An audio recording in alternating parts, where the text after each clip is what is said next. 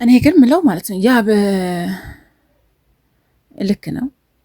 ሌላ ከሄሉና ከያብ ህይወት መውጣት ያለበት ልዑል ነው። ቢደበደበውም ዋጋው ነው።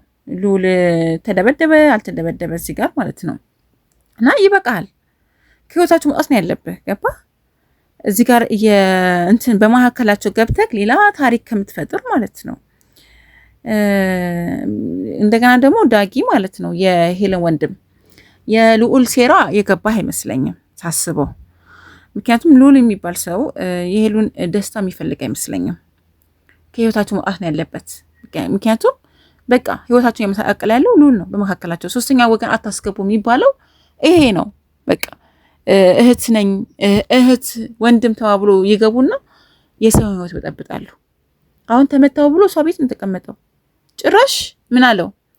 ባለትዳር ናት ሄዱ ሲለው ባለትዳር ነህ እንዴ ወረቀትን አሳየኝ ይባላል። ይሄ ራሱ ምቀኝነት ነው። የሰው ህይወት የሰው ትዳር ማይፈልግ ነው።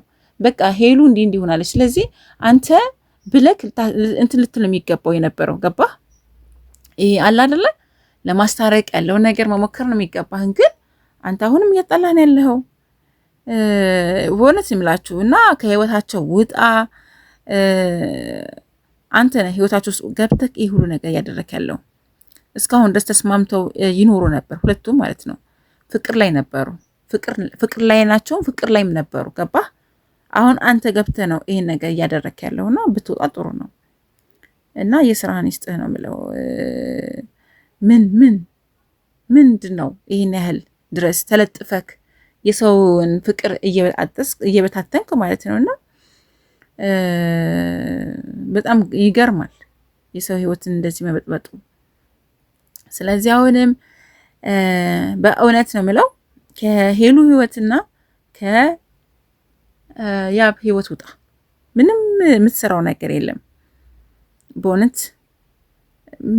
ለማስታረቅ እንኳን አልሞከረም እኮ ትንሽ ነገር እንኳን ለማስታረቅ አልሞከረም እንዴ። ሲጀመር ከባልና ሚስት መሀል ገብተክ ይህ ሁሉ የቅናት መንፈስ ሊያድረብህ አይገባም ነበርና ያ ይከብዳል እንዴ። ሲቀጥል ይህን ያህል ገባህ? ባለጌ ነክ፣ በጣም ባለጌ ነክ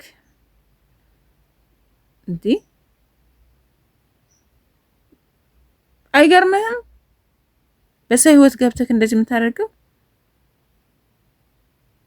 ስለዚህ ዳጊ ተረጋግተክ ለእህትክ የሚሆንህን እንድትወስን ማድረግ ነው ያለብህ። ሁለቱም ይፋቀራሉ፣ ይዋደዳሉ። የፍቅር መቀስ የሆነውን እንግዲህ ማስወጣት ነው ያለብህ። ከሁለቱ ታስታርቅ ይገባል። ገባህ? ያብ ደግ አደረገክ። ከምር እንደማትፈልግህ ራሱ ያስታውቃል። ገብቷል? እንደማትፈልግህ ራሱ ያስታውቃል እንዴ። ሲጀመር ቀለበት አድርጉላት፣ እጮኛው ነች። የፈለገው ነገር ማድረግ መብት አለው። የፈለገውን የማድረግ መብት አለው ሲጀመር ማለት ነው። የፈለገውን የማድረግ መብት አለው ያብ። በቃ አብሮ እስከሆኑ ድረስ አብሮ ተዋደው ፈቅዳ ወዳ አይደለ ቀለበት ያሰረችው። ስለዚህ ከዚህ በላይ ልዑል መሄድ የለብህም። ይበቃሃል እንዴ። የራሳቸውን ህይወት ይኑሩ ይፍቱ። አብረው የነበራቸውን ችግር አንተ በገባህበትና ባቦካህበት ችግሩን ሁለቱ ቁጭ ብለው እንዲፈቱ ማድረግ ነው ያለብህ። ዛት ሴት ከዚህ በላይ ግን ልትሄድ አትችልም። ማነህ አንተ? ገባህ? ማነህ አንተ እንዴ? ሁለቱ ችግራቸው መፍታት ይችላሉ። በቃ አግብታታል የታለ ወረቀት ምናምን ምን አስባለክስ? የቅናት መንፈስ እንዴ! በጣም የሚገርመው ግን አሁንም ቢሆን ሁለቱ ተነጋግረው መፍታት የሚችሉትን ነገር አንተ አትግባ። ከህይወታቸው ውጣ ልዑል። ሶስተኛ ሰው መሀላቸው መግባት የለበትም። እናንተም አታስገቡ። የእውነት ከህይወታቸው መውጣት ነው ያለብህ። አይደብርህም እንዴ?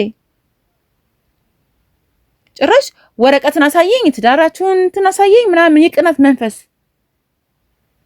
ዶም ቢደግምክ ራሱ አሁን ላይ ቢደግምክ ራሱ ደስተኛ ነኝ የእውነት እንዴ አሁን ሲጀመር ዳጊም ማሰብ ያለብህ እህት ደስተኛ እንድትሆን ከፈለግ የሁለቱን ሰላም ስጡ። ሁለቱን ማስታረቅ ነው ያለባችሁ። ገባ? ወንድሟ ስለሆንክ አይደለም። ደስቷ የምትፈልግ ከሆነ አስታርቃቸው። ይሄን ከመሃላቸው አስወጡ። ሉል ምን ይሰራ በመካከላቸው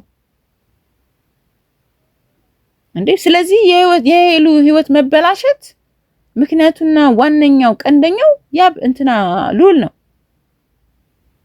ምክንያቱም ህይወቷን እንዳትቀጥል እያደረጋት ያለው ሉል ነው። ተመታሁኝ እንደዚህ ሆንኩኝ ብሎ እንደ ሴት እየመጣ የሚያለቅሰው ሉል ነው።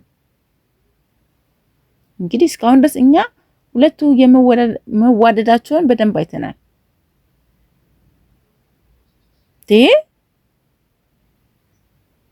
በጣም ያሳዝናል።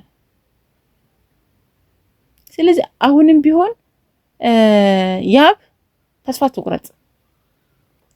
ትቁረጥ። ስለዚህ እውነቱን ነው። ያብ ጋር ያለችው የትም አትሄድም። ትወደዋለች፣ ታፈቅረዋለች። ይሄ ጋር መታ እዚህ ጋር አብራ መቀመጥ የለባትም። እውነት ነው። የሚወዳት የሚያፈቅራት ሰው እሱ ጋር ነው መሆን ያለባት። ሄሉ ባጠፋ ነው የልነጽጥህ የሚባል ነገር አለ እኮ። ሄሉ ደግሞ ማሰብ አለብሽ እንደ ሰው እንዴ። ሁለቱ ተፋቅረው እየተዋደዱ እየተላቀሱ አንተ ገብተክ የማለያየት መንስኤ ማነክ? ምንድነክ? ከዛች ተንካሲስ ጋር አብረት እየጠነሰስክ እንዲህ ስትሆኚ ከሱ ጋር በሆንሽበት ሰዓት ደውዪልኝና እንዲያድርጊ ፎቶ ቀረጪ እንደዚህ ላኪ እያልክ ለማጣላት ያለህ ነገር አይሳካም፣ መቼም አይሳካም። ሉል እንዳትሞክረው፣ መቼም አይሳካልህም። ይሄንን አስጠንቅቄና አስረግጬ እነግርሃለሁ። መቼም አይሳካልህም። እንዴ ከዚህ በኋላ ሄሉ የያብ ስራ ናት። ከሱ እቅፍ ውስጥ አትወጣም መቼም። በጣም ጥፋት እንዳለብህ ማወቅ አለብህ። ሄሉ እንዲህ እየወደደችው እየተዋደዱ አንተ ማነክ ሰላማቸውን የነሳሃቸው እንዴ? አሁን አብሮ እንዲሆኑ አንተን ብለህ ከዛ በኋላ ማለያየት ምን ይባላል? ያሳዝናል። ሁለት ተስማምቶ ነበር። አንተ ክፍተቱን ተጠቅመህ ሁሉንም አበላሸ። ያብ ምንም ያደረገው ነገር የለም። ሁለቱ ይዋደዳሉ። ከመሃላቸው ንቀል ብለህ ብቻ ውጣ። ይሄን ነው የምለው።